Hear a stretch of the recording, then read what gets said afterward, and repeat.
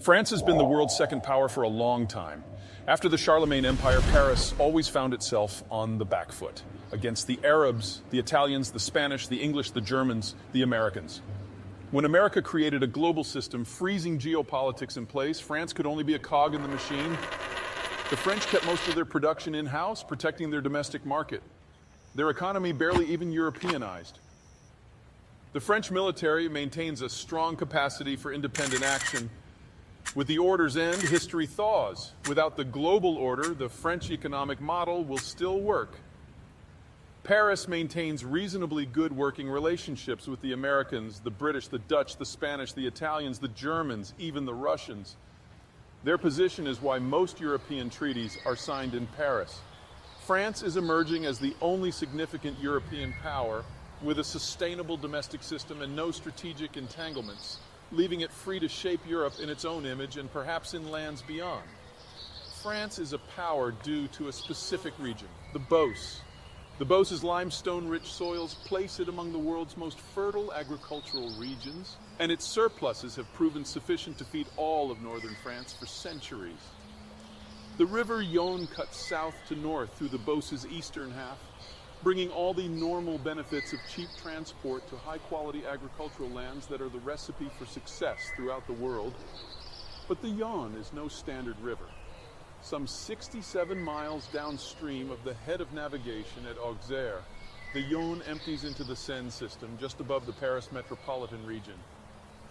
The Seine system web works about 280 miles of river frontage in France's northern lobe, connecting the Beauce's bounty to several population cores, including the capital. The Seine then drains into the English Channel, making France part of the hustle and bustle of the northern European plain. The plain is home to not just the French, but also the Belgians, Dutch, Germans, Danes, Poles, Lithuanians, Latvians, Estonians, and Belarusians before it merges seamlessly into the great wide opens of the Eurasian hordelands, home of the Ukrainians, Russians, Kazakhs, and more. Nowhere in the world are so many different ethnicities with their own countries crammed into a single geographic feature. Paris's location along the Seine near the far western end of the NEP guarantees the French a seat at any European table. Undeniably, it is the Beauce-Seine connection that makes France a quintessential northern European power, complete with all the wealth and capacity that appertain thereto. But as central to the French identity as Paris and the Seine are, they are not enough. Luckily, the French have more, much more. Just as the Seine makes France a power of northern Europe, the Rhone makes France a power of southern Europe. But unlike the busyness of northern Europe, there simply isn't very much competition down south. The Mediterranean basin's extreme aridity limits civilizational options. There are few places where the land rises sharply enough to wring some rain out of the dry air.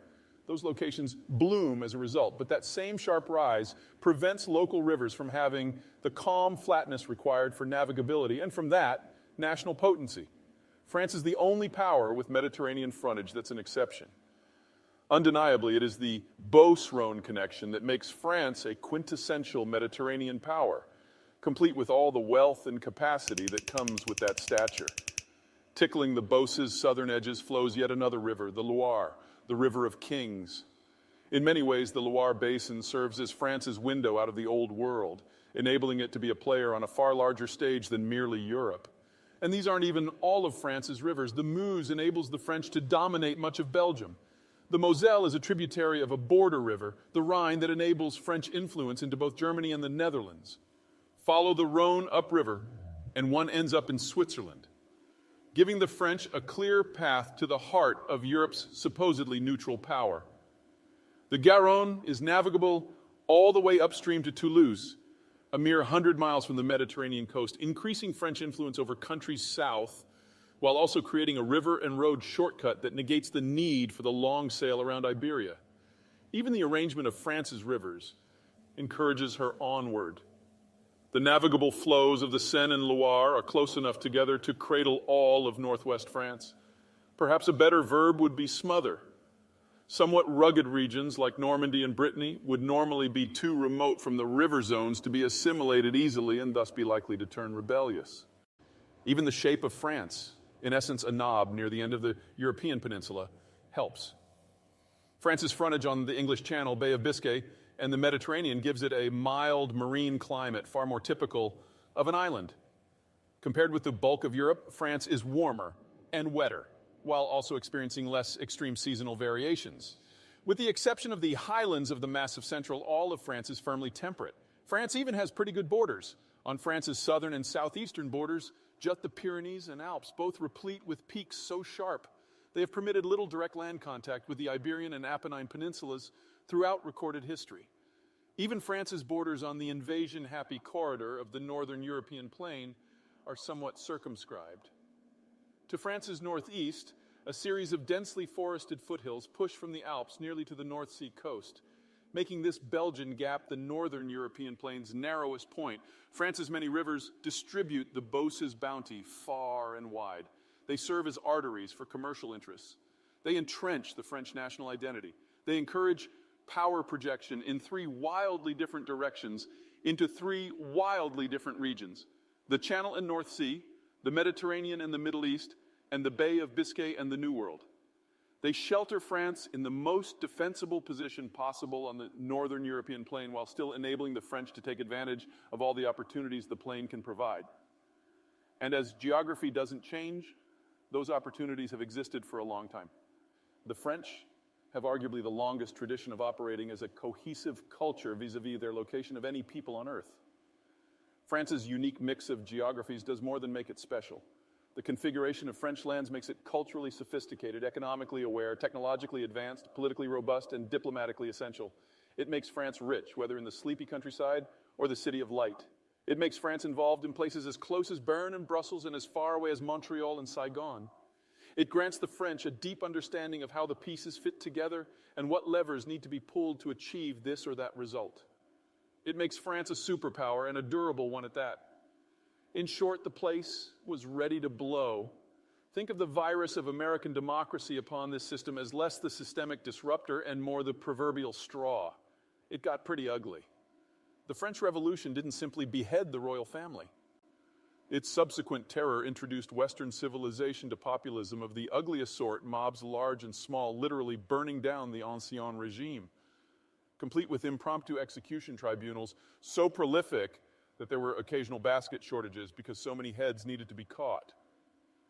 Things like this happen when ossified cultural, military, and economic norms melt away in a few short months.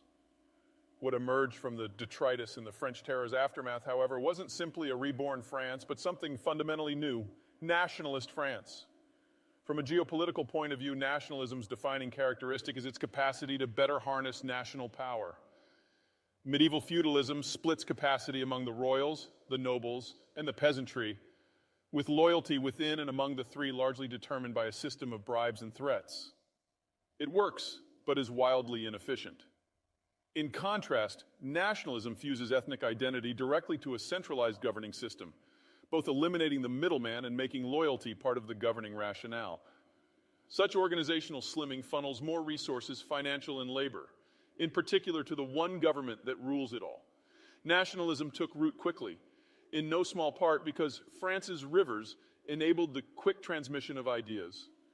A single horrific bloodbath to annihilate the economic and political classes of the medieval order, and France was off to the races. The question quickly became what to do with all those newly concentrated resources. Nationalism suggests the answer. Because the nation-state is rooted in ethnicity, not everyone qualifies as people. Sitting not so comfortably on the other side of the 20th century, you probably see where this is going.